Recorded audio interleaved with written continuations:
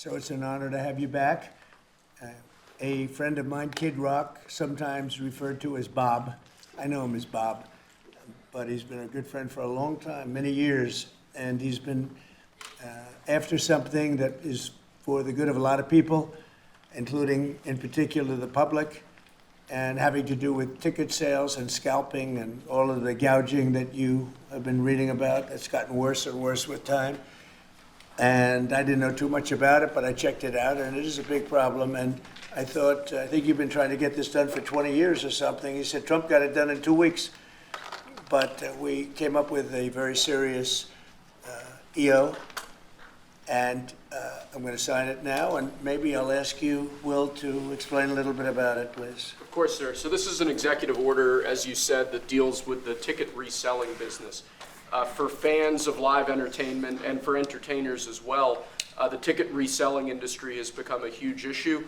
These people use bots and computer algorithms to buy up huge blocks of tickets and then jack up the price so that fans of live entertainers like Mr. Ritchie, I almost called him Mr. Rock, don't have access to concerts the way that they should. And when they do, it's at exorbitantly high prices. So what this executive order does, it charges the FTC and the Department of Justice with rigorously enforcing laws on the books in collaboration with state attorneys general that have power over consumer protection and other people who have the power to really crack down on this issue so that entertainers and fans won't be subject to these abusive and oftentimes illegal practices. Good. Thank you very much. Bob, you want to say something? Yeah, anybody who's, it doesn't matter your politics. First off, thank you, Mr. President, because this has happened at lightning speed. I know you put, I want to make sure Alina Habba gets her credit too, because I know she worked very hard on this, but thank you for making this happen so quick. Anyone who's bought a concert ticket in the last decade, maybe 20 years, no matter what your politics are, knows that it's a conundrum. You buy a ticket for $100, by the time you check out, it's $170. You don't know what you can charge for it, but more importantly, these bots. You know, they come in to get all the good tickets to your favorite shows you want to go to, and then they're relisted immediately for sometimes a 400% or 500% markup. And the artists don't see any of that money. And, you know, ultimately, I think this is a great first step.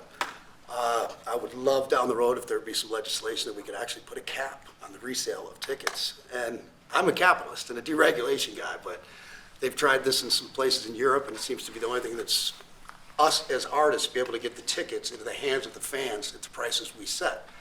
I'll be the first one to say, and I know the president doesn't like when I say this, but I'm a little overpaid right now. It's kind of ridiculous. I would rather be, you know, a hero to the working class people and have them be able to come attend my shows and give them a fair ticket price. I can't control that right now, so hopefully this is a step to really be able to make that happen. I know a lot of artists and a lot of fans who love concerts and music are going to be very appreciative of you taking this And I action, think sir. Bob is more interested in the fans and the people that are having to pay crazy prices than he is the artist. Maybe the artist a little bit, but the fans a lot. I've spoken to him over the years about it, and it's been, it bothers him. It bothers a lot of other artists too. It does. The artists, and they go out with a $100 ticket and it sells for $2,000 the following night. And they seem to be able to sweep up the best locations too, which is pretty amazing. So They've only enforced that Bots Act one time, I believe. Yeah. A couple of years ago in New York City, I think we got a couple $1 million fine. And that's the only time they've enforced that act. And who's the primary culprit? Who sells these tickets?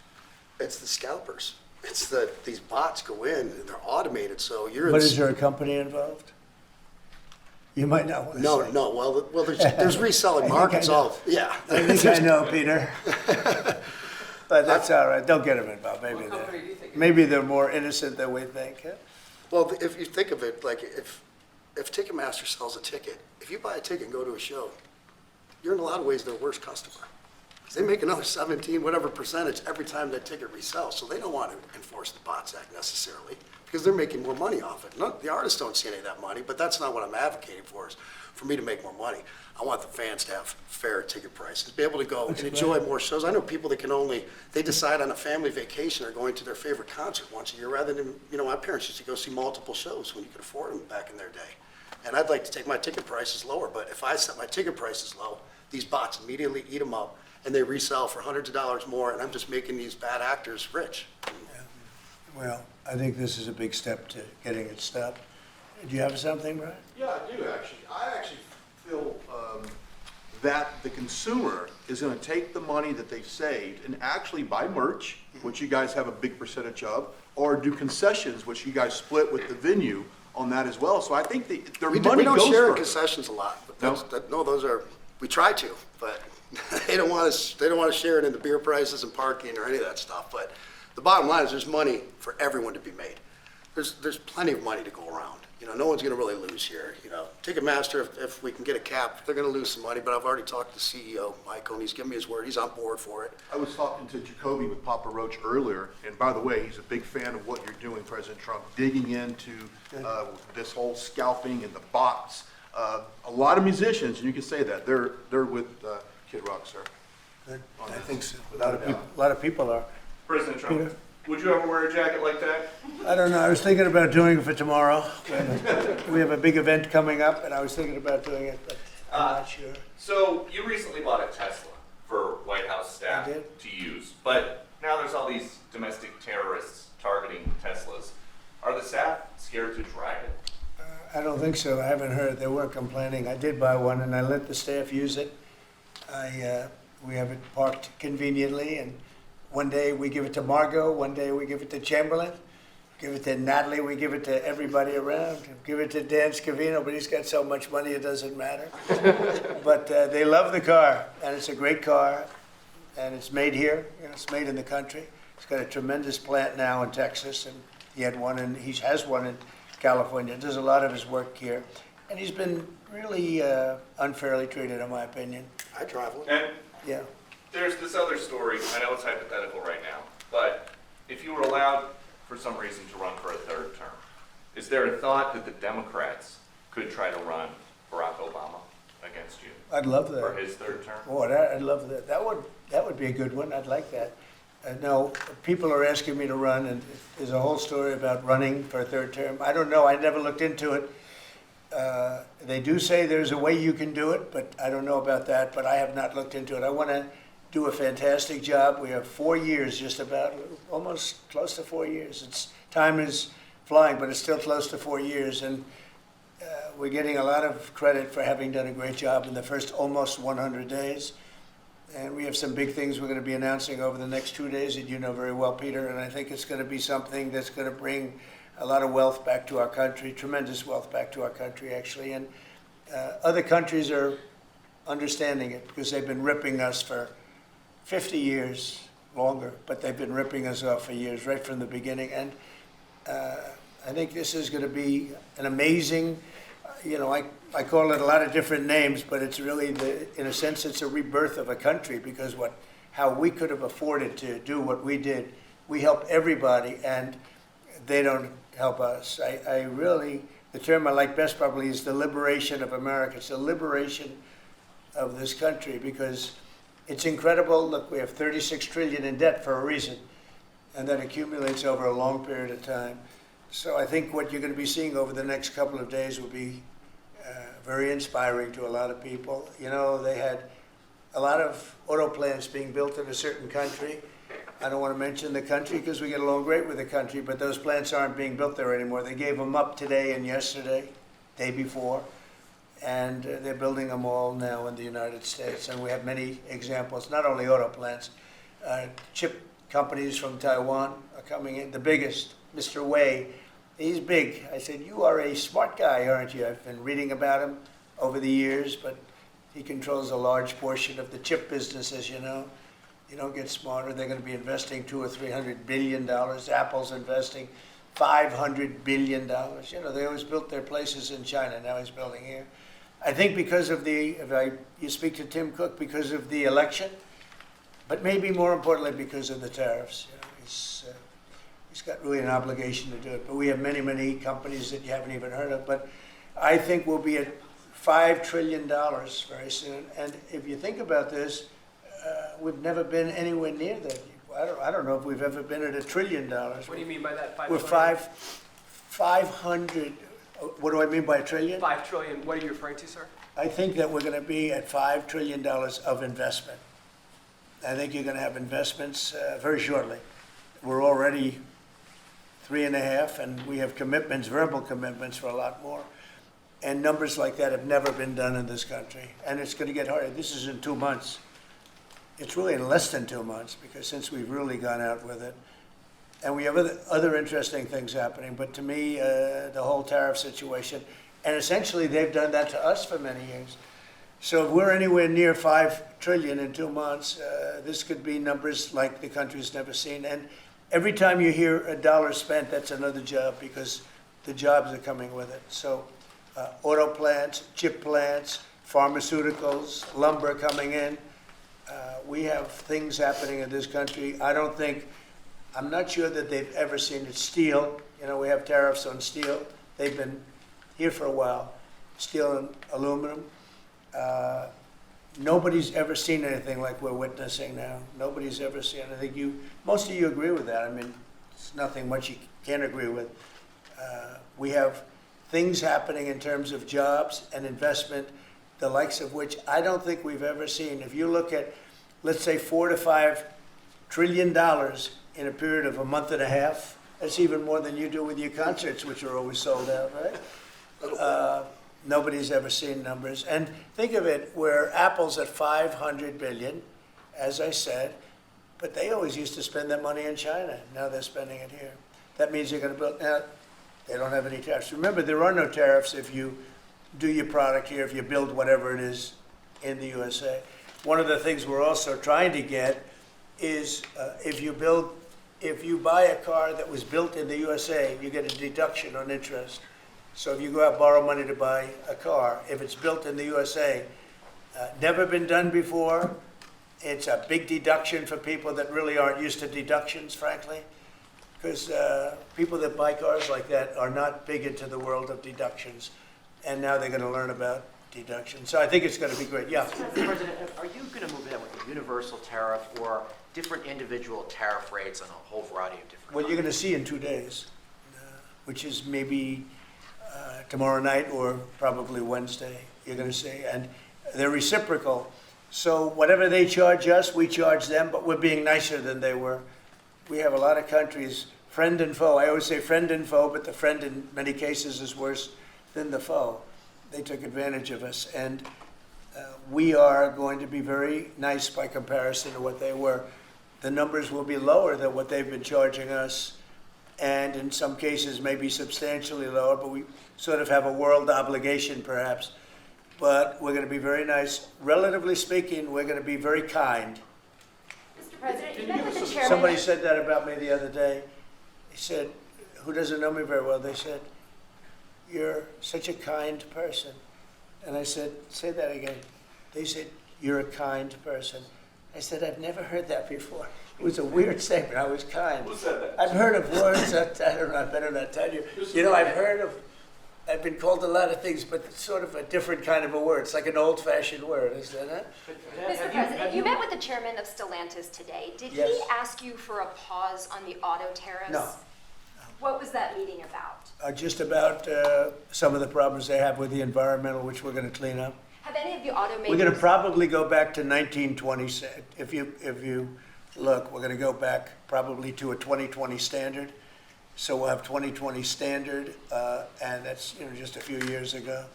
Oh, they're making it so difficult all over the world. They're making it doesn't mean a damn bit of difference either for the environment. It doesn't matter.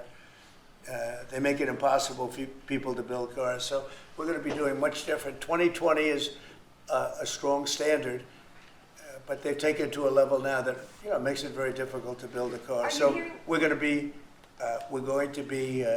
bringing it back to a standard that is a very good environmental standard, but it makes it possible to build a car. Have you heard any concerns from the automakers, though, about the tariffs on parts that will go into effect over the coming weeks, about what that's going to mean for the price of Well, I gave them a American-made big cars? break for a month. I didn't charge them anything, for a big month, for that first month, and they brought a lot of material into this country because they could bring it in without tariff. If you look at Canada and Mexico, they were driving hundreds of thousands of cars into the market because they avoid the tariffs by doing it before the tariffs go on, which would be Wednesday. And I saw in some of your shows where cars are lined up for miles and miles. Some of them didn't have fenders on them. Some of them didn't have the roof on yet. They're driving it here brand new. They're driving it in because they want to avoid the tariffs. I let them have that. They sort of took advantage of it because, that wasn't part of the deal, but that's okay. Are there any They're countries- great American car companies, and so I gave them a little break on that, yeah. Are there any countries that you're not targeting on Wednesday? Well, it depends, I said it's reciprocal. Not everybody has made a fortune, but almost everybody has, but not everybody. And the ones that haven't, we're going to be very nice to them. And on a separate issue, Because that word reciprocal is very important. What they do to us, we do to them. Okay, please. Can I just ask you briefly on President Putin? You said over the weekend, or indicated over the weekend, some frustration with him. How serious are you about imposing oil sanctions on No, I Russian oil? want to see him make a deal so that we stop Russian soldiers and Ukrainian soldiers and other people from being killed. But mostly it's Russian and Ukrainian soldiers. They're losing at least 2,500 human beings, beautiful human beings, a week. And I want it to stop. And some people would say, why do you worry about Russian soldiers or Ukrainian soldiers? I worry because they're just like you people. They're like us. They're like all of us. And I seem to have an ability to do those things. And if I can do that, I think it's a very worthwhile thing to do. And I think we will. No, I want to make sure that he follows through, and I think he will. I don't want to go secondary tariffs on his oil, but I think, it's something I would do if I thought he wasn't doing the job. I did it with Venezuela, secondary tariffs, and you know what happened? Every boat left the harbor. Did you see that? It was a beautiful thing to see. The whole harbor emptied out. My words weren't even finished. I have these massive ships. They're actually taking the hoses and dumping them into there. They couldn't get out of there fast enough because they know I don't play games. So I think he's going to live up to what he told me, and I think he's going to fulfill his part of the deal. Now, then you have Zelensky, and hopefully he's going to live up. I see he's trying to renegotiate the rare earth. We did something because, as you know, the Europeans get paid back the money that they gave, and we don't, because Biden is an incompetent president. And he should have asked for rare earth, or he should have asked for the loans to be guaranteed in some form. That's what Europe did. Europe is in for probably $100 billion. And we're in for $350 billion. So we're in for more than 3 times. And now you could make it a little bit less than that, but it doesn't matter, whatever the number. We're in for substantially more than Europe. We could be in for $350 billion. They have no idea because Biden wasn't a good bookkeeper except for himself. And what happens is we made a deal for rare earth. It was all done. And I heard through you, I haven't spoken to them yet, but through you, I heard that they're now saying, well, I'll only do that deal if we get into NATO or something to that effect. Well, that was never, number one, discussed. Number two, I think it's going to be long before Putin, they said you're not going into NATO. And it could be, that's probably the reason the war started, actually. We're hours away from a very special election. Wisconsin, Florida. I want to share your thoughts on Republican voters to not sleep on this. These are 2 very important races to get out and vote. Well, it's a big race, Supreme Court race in Wisconsin. It's taking place essentially as it was early voting, and so we'll see what happens. It's a big race. I love Wisconsin. We won Wisconsin. Republicans typically don't do very well in Wisconsin, but I did. I actually won it twice. I actually probably won it 3 times, to be exact. We played their side. Not probably. I won it 3 times. We had a rigged election the second time, but that's, one of those things. We had to make this one too big to rig. Would you agree with that, Brian? Yes, Too big sir. to rig? Yes, sir. So anyway, but there's a big race, and I hope you get out and vote for the Republican. The woman is a radical left lunatic. And let's see who wins. But the woman will be very bad. And Wisconsin's a big state politically. And the Supreme Court has a lot to do with elections in Wisconsin. So if whoever it is that's running, including, even Senate races, et cetera, but whoever it is in 4 years that runs, having Wisconsin is a very big, we won it early and big, but winning Wisconsin's a big deal. So therefore, the Supreme Court choice, that is the one you're talking about right now.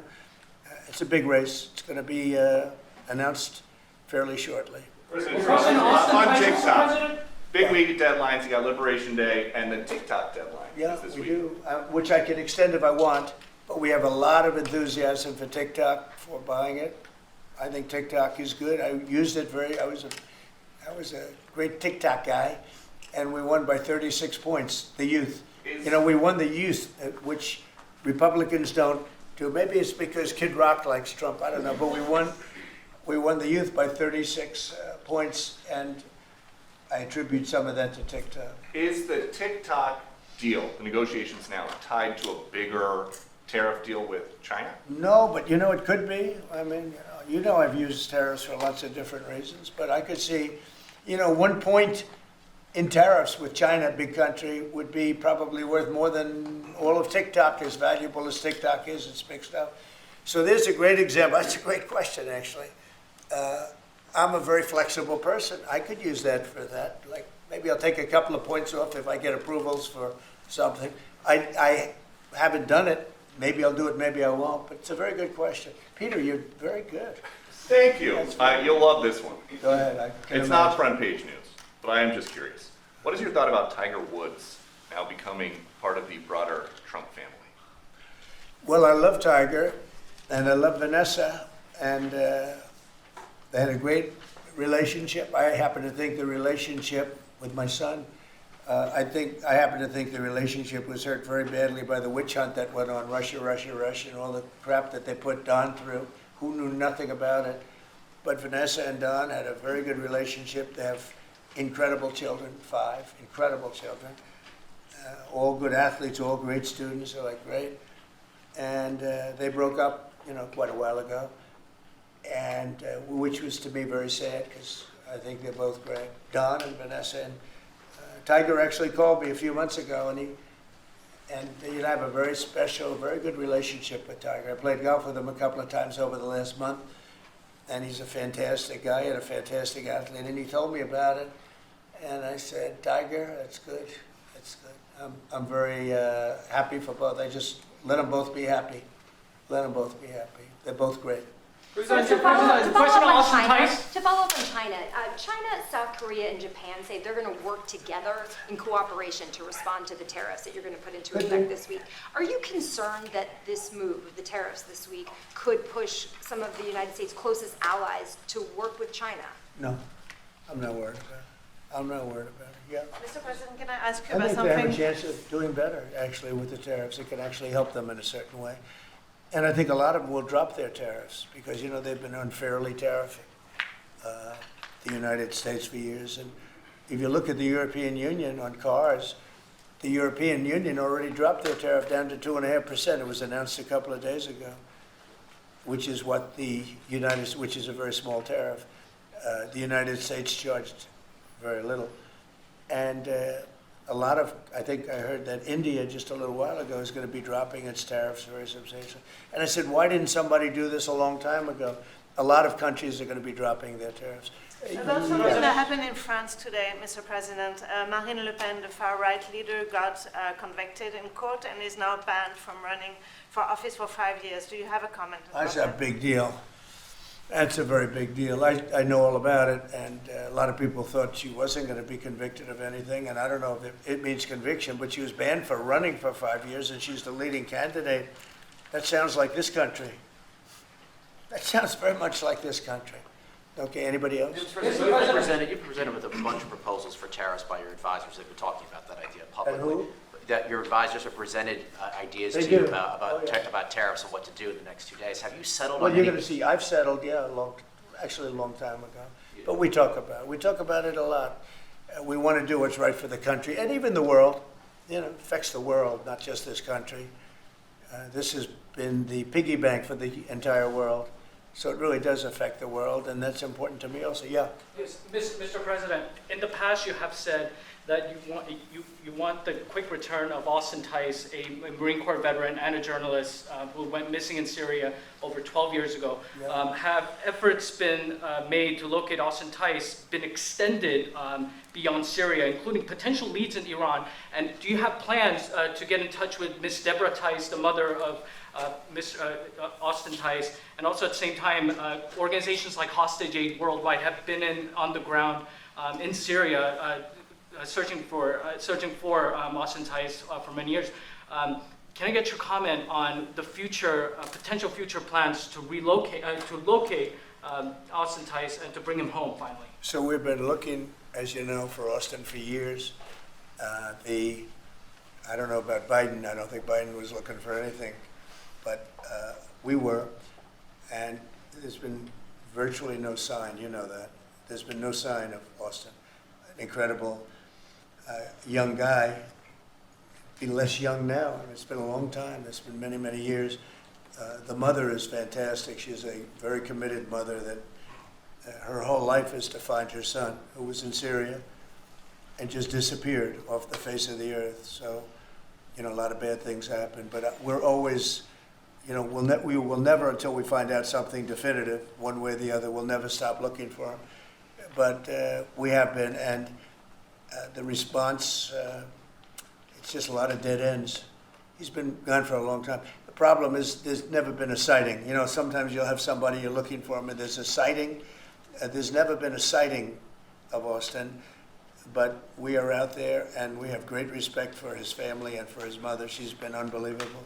Yeah, Mr. President, a question about... No, behind you. Oh, apologies. Yes, you've had outreach with the leaders of Russia and China. You've made an outreach to Iran. When are you going to plan to reach out to North Korea and Kim Jong-un? Anytime in the near future? Well, I do. I have a very good relationship with Kim Jong-un. Now, you people hate to hear that, but it's very important. I got along with him fantastically, as you know. It started off very rough, very nasty. Little rocket man, the whole thing was a nasty deal. And then one day we got a call that they'd like to meet. We met. We have a great relationship. And yeah, we have, there is communication, yeah. I think it's very important. You know, he's a big nuclear nation, and he's a very smart guy. I got to know him very well. Remember, I put my foot across the line, and then I walked across the line. I don't know if Secret Service was thrilled with that. They actually wasn't. They were not too thrilled. But I have a very good relationship with him. Yeah, we'll probably do something at some point. Yeah, please, Jeff. Who's on your short list, Mr. President, to replace Elise Stefanik as U.S. Ambassador to the UN? So we have a lot of good people that want it. First of all, Elise is fantastic, and I just don't want to take chances where you guys saying, how is the election going? We have a congressional election that's a little bit close. I guess the one is in good shape, but the other one's a little bit close. But Randy Fine is a great guy. They're both good candidates. They're very good. But it's, you know, a little bit, we want to be careful. And Elise is very popular in her district, and so am I. We won by a lot of points, and so did she. And there's a lot of people that wanted to run for it, but we have no idea, are they going to win? I think it's just security. And I said, Elise, what about going back? Because they love you there, and she's going to take a big leadership position with Mike Johnson and the group, the speaker. And I can tell you that for the replacement, we have a lot of people that have asked about it and would like to do it. David Friedman, Rick Grinnell, and maybe 30 other people. Everyone loves that position. That's a star-making position. And so we'll see what happens. But we have a lot of people that are interested in going to the United Nations, as you can imagine. Yeah. Just want to get a quick music question.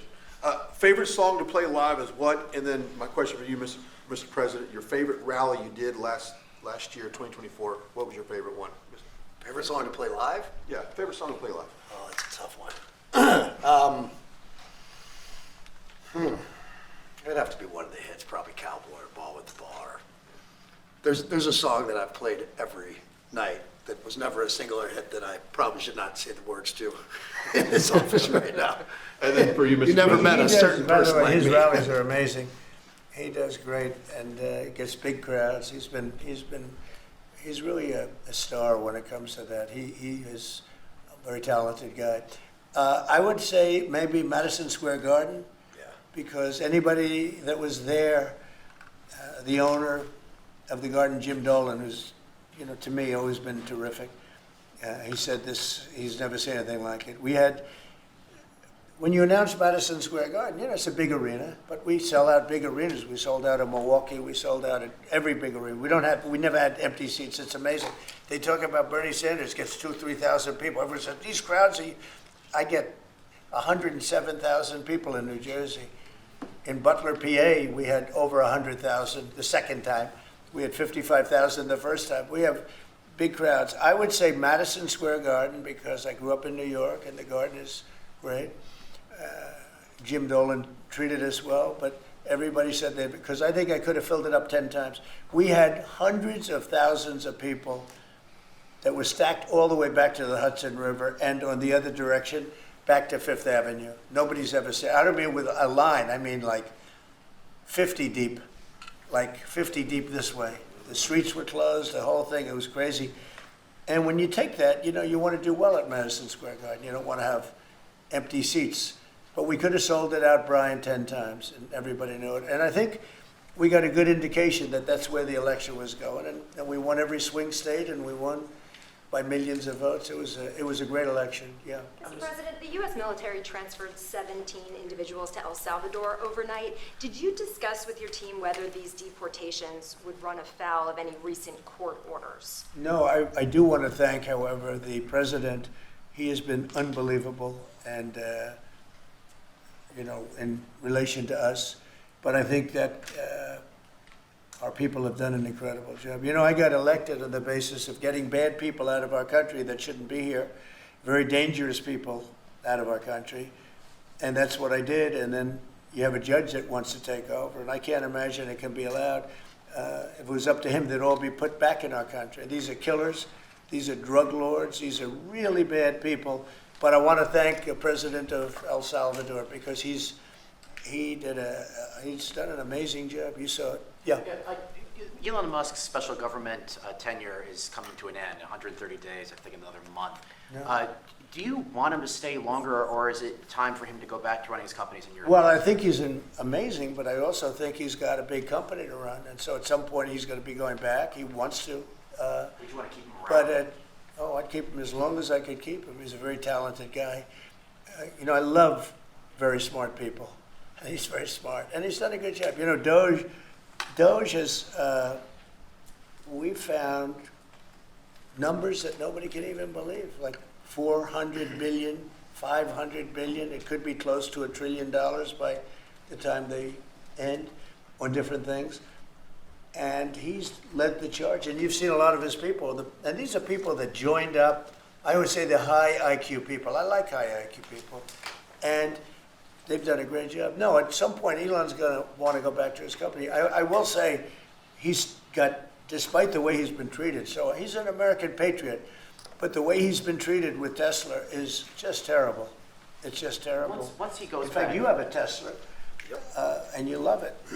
He was saying before he bought a Tesla, he loved it. A lot of people are buying Teslas, I think, and I hope they are. He should not be treated that way. He's done an incredible service to our country. once he goes back, is Doge going to keep operating even without Elon here? Well, I can't tell you that. I can say this, that a lot of the people that are working with Doge are the secretaries, the heads of the various agencies. And they've learned a lot, and they're dealing with the Doge people. I think some of them may try and keep the Doge people with them. But, at a certain point, I think it will end. But they have also gotten a big education, and they're doing a really good job. There'll be a point at which the secretaries will be able to do this work and do it very, as we say, with the scalpel. And that's what we want. Yeah, Jeff? Mr. President, have you had any updates on the U.S. soldiers missing in Lithuania? I have. Can you give us an update? So 3 are no longer with us, and 1 is unfortunately probably in the same category, but they haven't declared that yet. It was a very heavy truck, like a toy, but really heavy, that lifted the heaviest equipment. And it would seem that the bank of a lake collapsed. The weight is so big. And it was at night, and it was very cold weather, and ice, a lot of ice. And it's possibly slipped, and the weight is so enormous of this thing. It's a massively heavy vehicle. And if they slipped a little bit, it's probably what happened, and it flipped. And 3 are gone. and one is missing. On a separate topic, follow up on immigration, did you see the video of the Tufts University student who was taken off the street by ICE agents last week in hoodies and masks? There's been a lot of criticism of that. Are you comfortable with how that was handled? Well, I haven't really looked at it in any detail, but I will. I mean, I have seen it quickly, but not, I wouldn't want to comment on it. Yeah, please.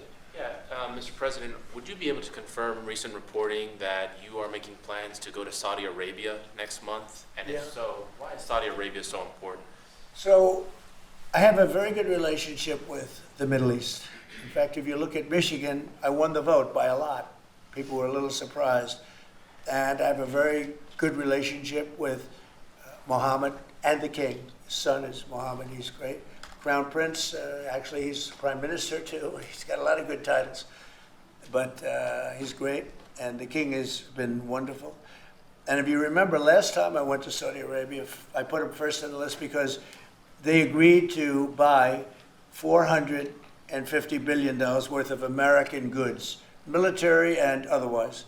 And they did, and it was an unbelievable day. It was in this gorgeous ballroom, and companies were there from many, probably 100 companies, and they were given anywhere from $40 or $50 million to less, and more, actually. Okay, some of them were given numbers that were just many times that amount. I think we had a couple of $20 billion deals and big stuff.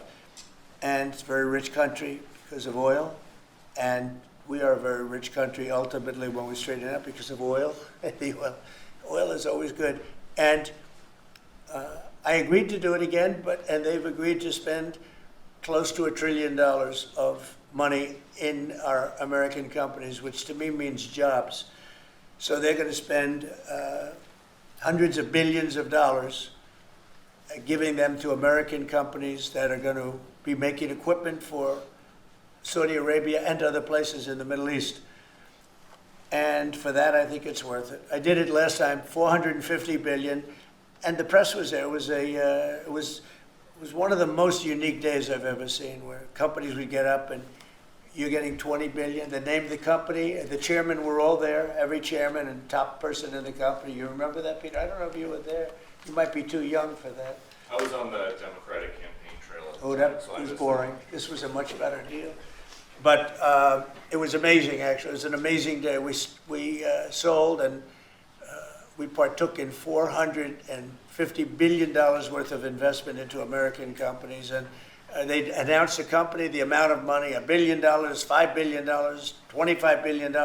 And the chairman of the company, many of whom, are well-known figures, prestigious figures, great business leaders, they went up, they shook the hand of somebody, and they would sit down, and we just had a big investment made. So it was a record. Nobody ever beat it before. $450 billion worth of jobs. I view it as jobs more than anything else. And now we're close to $1 trillion, so it's more than double the number that we did when I first came to office. And this trip takes place next month. It could be next month, maybe a little bit later, yeah. And we're going to Qatar also. And also we're going to possibly a couple of other countries. UAE is very important. It's a great leader in UAE. And I had his brother here the other night, if you saw that. We had a wonderful guy, a wonderful family. So we'll probably stop at UAE and Qatar, and as I used to call it, Qatar. Nobody's ever told me right or wrong. I always like to say Qatar, but it's Qatar. They like to say Qatar. And Saudi Arabia, the three of them, and then we'll go other places also. But in the Middle East, those seem to be the three. And again, tremendous amounts of jobs will be created in those 2 or 3 days. Thank you very much, everybody. Thank you, Press. Thank you, Press. Headed out that door right there. Oh, Thanks, President guys. Trump, Thanks, you guys. guys are signing Thanks, the guys. deal. Wait. Well, that was good. Okay, ready, everybody? You better do well with this. He's going to do it. Make sure everything is nice and clean, right, for your Make industry. America fun Because you're again. not in a clean industry. Hold that up. Okay? Thank you, everybody. Thank you.